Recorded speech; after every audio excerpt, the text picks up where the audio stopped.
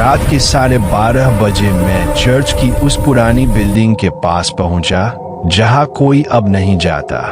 कहा जाता था कि वहां की नन जो सालों पहले मरी थी अब भी हर रात किसी को देखती है। मैं उस बात पर हंसता था, लेकिन उस रात मुझे खुद को साबित करना था। हाथ में कैमरा था, सांसों की आवाज रिकॉर्ड होती जा रही थी। दरवाजा चरमराया और अंदर घुसते ही धूप बत्ती की पुरानी महक आई, जैसे कोई अभी भी प्रार्थना करके गया हो। मोमबत्तियां बुझी थीं, पर फर्श पर मोम ताजा था। मेरे कदमों की आहट चर्च की दीवारों से टकरा रही थी। क्या सच में यहाँ कोई है? मैंने फुसफुसाया, लेकिन जवाब में घंटी की बहुत धीमी आवाज सुनाई दी। घंटी जो हर रात 1 बजे अपने आप बजती थी। मैंने मोबाइल में टाइम देखा, 12:59। मेरा दिल धड़कने लगा। 1 बजते ही चर्च का हॉल हल्का कांपा। सामने की यीशु की मूर्ति के पीछे से कुछ सफेद लिबास हिलता दिखा। मैंने कैमरा जूम किया। वो कोई पर्दा नहीं था, किसी के जलने की परछाई थी।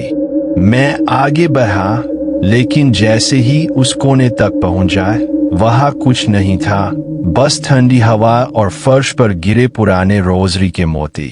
मैंने मोती उठाया और तभी पीछे से किसी ने बहुत धीरे कहा, तुम यहाँ क्यों आए हो? आवाज इतनी पास थी कि मेरे कानों के पीछे सांस महसूस हुई। मैं पलटा, वहां कोई नहीं था। मुझे लगा शायद मेरा दिमाग खेल खेल रहा है, लेकिन तभी कैमरे की स्क्रीन अपने आप ऑन हो गई। वीडियो चलने लगा और उसमें मैं ही था, लेकिन पीछे मेरी छाया के साथ एक और आकृति खड़ी थी।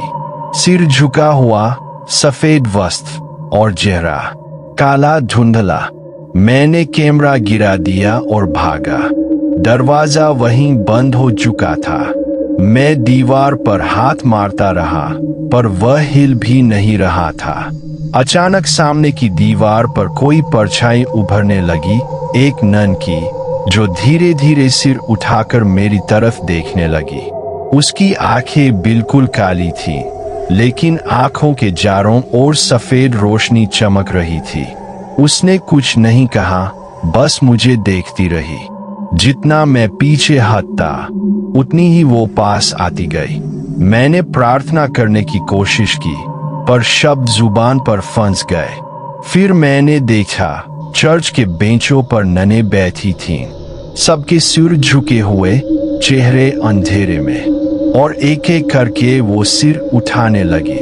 सबके चेहरे एक जैसे, एक ही चेहरा, वही नन। मैं चिल्लाना चाहता था, लेकिन आवाज नहीं निकली। मेरे फोन की रिकॉर्डिंग अब भी चल रही थी। स्क्रीन पर लाल डॉट चमक रहा था। तभी वो नन मेरे बिल्कुल सामने आ गई। उसने बहुत धीरे कहा, जब कोई रात में भगवान के घर में झूठ बोलता है, हम उसे देखते हैं। उसने मेरी आंखों में देखा और धीरे से अपना हाथ मेरे माथे पर रखा। अचानक सब अंधेरा हो गया। मुझे होश तब आया जब मैं बाहर चर्च के मैदान में पड़ा था। सुबह की रोशनी थी। पुलिस और कुछ लोग मेरे ऊपर झुके हुए थे। उन्होंने कहा, चर्च तो सालों से बंद है, अंदर कोई नहीं जा सकता। लेकिन मेरे कैमरे में जो रिकॉर्ड था, वो सब कुछ दिखा रहा था। हर फ्रेम में मैं अकेला था, पर हर फ्रेम में मेरे पीछे एक आकृति, वही नन, कैमरे की ओर देखती हुई। और वीडियो के आखिर में, जब मैं भाग रहा था, कैमरा जमीन पर गिरा और आखिरी सेकंड में वो चेहरा फ्रेम में झुका हुआ दिखाई दिया। होठों पर एक धीमी फुसफुसाहट थी, आज रात फिर मिलेंगे। मैंने उस दिन के बाद कभी चर्च की तरफ नहीं देखा, लेकिन कभी कभी रात में जब मैं वीडियो एडिट करता हूँ, कैमरे की स्क्रीन में वही आंखें फिर दिख जाती है, जैसे वो अब भी मुझे देख रही हो।